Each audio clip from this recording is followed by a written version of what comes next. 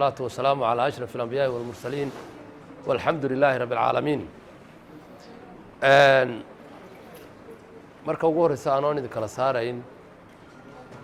madaxda heer gobol ee hormuudka ka yahay barsaab ku-xigeenku iyo madaxda heer degmo ee xildhibaanada iyo gudoomiyaha degmadu ay hormuudka ka yihiin madaxda qaranka uu nagala joogo xildhibaankii baarlamaanka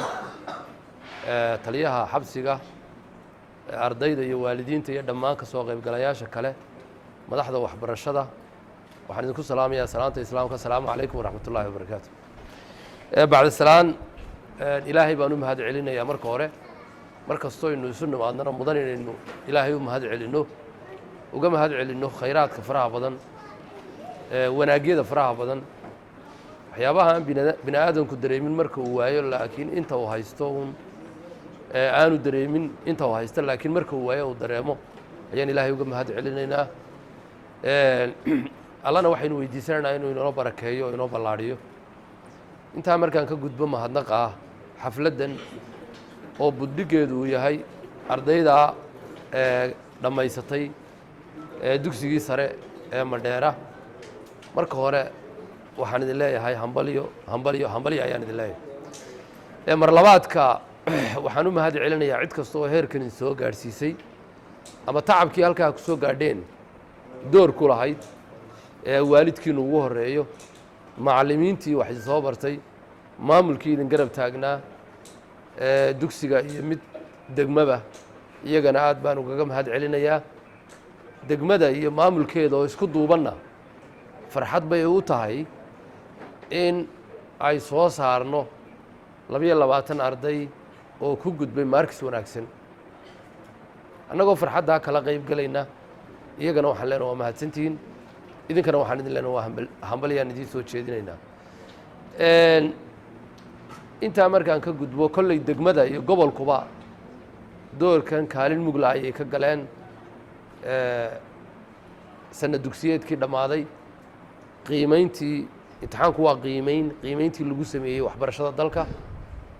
ee sanad dugsiyeedkii 22-23 kolley door muhiima oon odhan karo inay gobolka iyo degmaduba ay hormuud ka ahaayeen. taasuna waa arrin taariikhi ah oo qiimo leh oo magac iyo sharafba u ah gobolka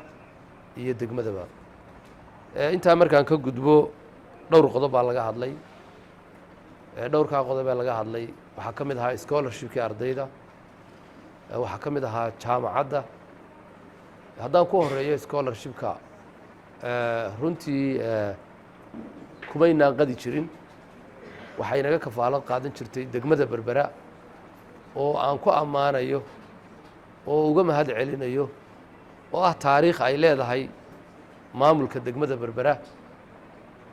inay sanad walba ay naga kafaalad qaadaan ardayda ka soo baxda dugsiga sare taasoo ah fursad ay helaan ardaydan keligood ay helaan oonay ardayda kale helin. runtii maantana waxaan filayaa xildhibaankiina waa inala joogaa halkii ay ardaydaas mari jirtay inay marayso ayaan runtii mari doonta haddii alla yidhaahdo. ka hor dhici maayo waxaa jooga wakiilkoodii iyo isagaan u daynayaa jaaca baan u daynayaa. ta kale guddoomiyaha degmada runtii aan uga hadlay horumarka uu ku socdo dalkeennu xagga waxbarasho ahaan sidaa uu sheegay waxaa jirtay mar aan dugsi sare aan berbere iyo hargeysa dhexdooda la haweysanayn. maantana 3 dugsi sare ayaa ku yaalla. waxaynu maanta hiigsanaynaa waa jaamacad iyadana insha allah sidii maalintaaba loo hiigsanayay dugsi sare in iyadana ay iman doonto ayaan rajaynaya haddii alla ila taana niyadda in la geliyo. waxaan la dardaarmayaa ardayda ayaan la dardaarmaya qaybta baxday dardaarankaan idin siinayna waxa weye maalinba dardaaran baad u baahanta halgan baad ku jirtaa halgan nololeed baad ku jirtaa waa lagula soo dadaalay waa lagugu soo tabcay waxbaa lagu soo baray heerkanaa lagu soo gaadhsiiyey aqoon baa lagula garab taagnaa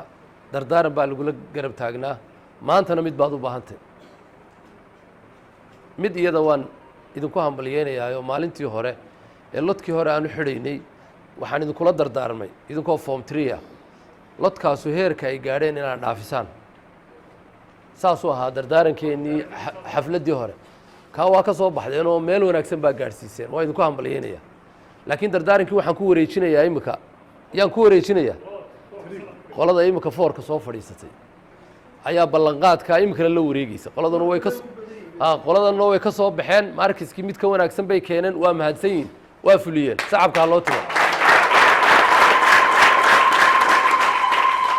dardaarankii qoladaasu qaadan maysa way ka tegeysaayoo wuxuu maantana ku wareegayaa qolada foorka imika u fadhiistay soo gudubtay halkaa ay gaadheen meel ka sarreysaa idinkana laydinka doonaya halkaasunba inanu ka ayuunbaa inoo ah sunno inoo ah maalinba qolada timaadaa inay hiigsato qoladaa hore halkii ay gaadhsisay meel ka sarreysa xataa inay halkii uun ku ekaadaan lagama rabo inay dhaafiyaan baa laga doonaya haddii aan la yidhaahdo saasaa la doonaya waa lagu tartamaa nolosha aqoontana waa lagu tartamaa inay tartanka aynu gelino in aqoon lagu tartamo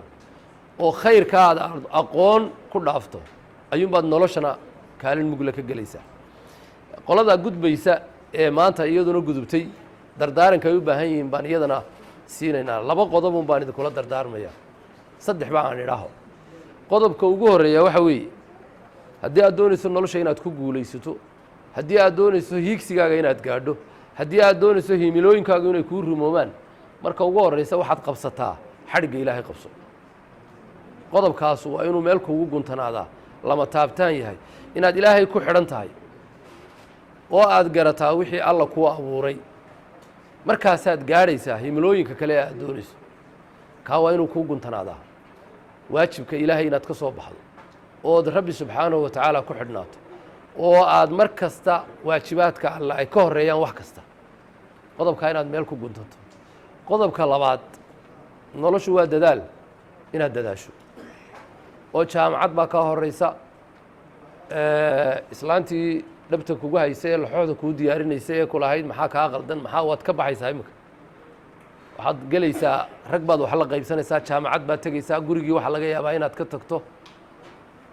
dee in aanay kugu soo bixinun intii islaantu ku kabaysaye inaad imika nin ismaamulayo oo dhisan oo noloshiisa meel mara inaad noqoto karti iyo adkaysi iyo dadaal inaad la timaado oo hadday intii islaantu meesha ka baxdo aad karti aad ku kabto waa inaad yeelataa ood adkaysi yeelataa oo sidaa la sheegaya rag baa markiiba dib u soo yaaco dee laxoodii islaanta un baan anigu ku macnaynaya ninka inta berbere la geeyey jaamacad la geeyey jaamacaddii dib uga soo cararay abdaal lagu arko subaxa dambe isagoo dhex taagan laxoodii islaantu u dubaysay unbu dee ku soo cararay ninkaasi kartidii iyo adkaysigii waa inaad la timaadaa oo aad ahaataa nin meel maray taana meel ku guntataan qodobka ugu dambeeya saddexaad waxyaabaha ku reebaya ee kaa hor imanaya ee hiigsigaaga iyo himiladaada majar habaabinaya waa inaad ka taxadirtaa maxaa ka mid ah balwaddaa ka mid a haddaad magaalo markaad tagto markiiba balwaddu ay ku jiidato hiigsigaaga iyo himiladaadi wuu baaba'ay inaad ka fogaato wax kasta oo ka hor imanaya balwadda uga horreyso qabyaaladda waa inaad iskaga fogaataa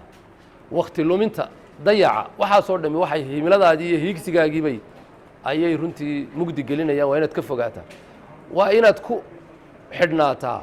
wixii himiladaada iyo hiigsigaaga iyo horumarkaaga xaqiijinaya ee cibaadadu ka mid tahay dadaalku ka mid yahay wax akhrisku ka mid yahay kartida iyo adkaysigu ay ka mid yihin waa inaad kuwaana samir waa inaad lahaataa ood u adkaysataa wixii kaa hor yimaada idinkana intaasaan idinkula dardaarmayaa waxaan ku soo uruurinayaa degmada anigoo uga mahad celinaya tiimka maamulka waxbarashada iyo ka degmada gacanta ku haya oo horumarkaa aynu ku hambalyeynayno horumarkaa aynu ku xafladaynayno iyagu buddigu ah iyagu mar kasta garab taagan in heerkan la soo gaadho ka gobol ahaan annagu maamulkii dusha ayaanu runtii ku mashquulsannahay laakiin cidda halkaa idin soo gaadhsiisay ee horumarkaa waxbarasho ee ballaadhan ee degmada ka muuqda hormuudka u ah waxa weeyaan maamulka waxbarashada ka dugsiga ka degmada iyo maamulka degmada weeye tiimkaasoo tiim isku xidhan horumarna gaadhsiiyey waxbarashada degmaduna ay tahay inay ogaato haldoorkooda inay ogaato haldoorkooda inay ogaato taariikhdaa xusi doonta laakiin waxaa loo baahan yahay in loo ogaado degmaduna ay ogaato haldoorkooda ay ogaato taana waxaan ku hambalyeynayaa maamulka degmada waxaan kaga baxayaa waa idiin ducaynaynaa waalid baan idiin nahay madax baan idiin nahay waxaan idinku ducaynaynaa ubixii dalkaa tihiin kuwii annagana beddelayey baa tihiin kuwii dalka mustaqbalkiisa lagu simeeyey baa tihiin kuwii la doonaya halkaa la soo gaadhsiiyey inay ka sii qaadaan sarkaalka halkan uu ka soo baxaya waa maqlayseen taliyaha xabsigu inuu ka sheekeynayay iminka waxbarashadiisii saraakiishii berri baa tihiin ee ciidanka hogaaminayey madaxweynayaashii berri baa tihiin wasiiradii berri baa tihiin dhakhaatiirtii berri baa tihiin waxaad tihiin injineeradii berri baa tihiin waxaa laga yaabaa dhakhtarka maanta dadka daweynaya maalinta uu meesha ka baxo ama xaq ku soo dego dhakhtar kalunbaa dhexlaya laakiin inankiisu dhexli maayo soocaykaa maaha inankiisu miyuu dhexli karaa dhakhtarka odhan karaa aabbahay baa dhakhtar ahaan jiro shaarkii intuu xidho dadkaan daweynaya maya laakiin waxaa dhexraya ninka dadaala ee dhakhtarnimo soo bartay injineerka waxaa dhexlaya ninka dadaala ee halkan ka qaatay injineernimada aabbaha waxun baad ka dhexlaysaa waxoogayga shilimaadka ah ee uu ururiyey un baad ka dhexlaysaa laakiin aqoonta halkanaa lagu kala dhexlaa halkanaad ka qaadanaysa halka aad maanta fadhido ayaad ka qaadanaysaa injineerkii dhakhtarkii hogaamiyihii taasuna waxay u baahan tahay dadaal iyo karti bay halkan lagaga qaataa waa idiin ducaynaynaa nolosha mustaqbalka hiigsiga iyo himilooyinka wanaagsan ee aad ku hamiyeysaan allah ha idin fudaydiyo allahna ha idinku asturo idinkuna dadaal iyo karti ku kaba haddii alla yidhaahdo aad iyo aad baan idiin salaamayaa wasalaamu calaykum waraxmat ullaahi wabarakaatu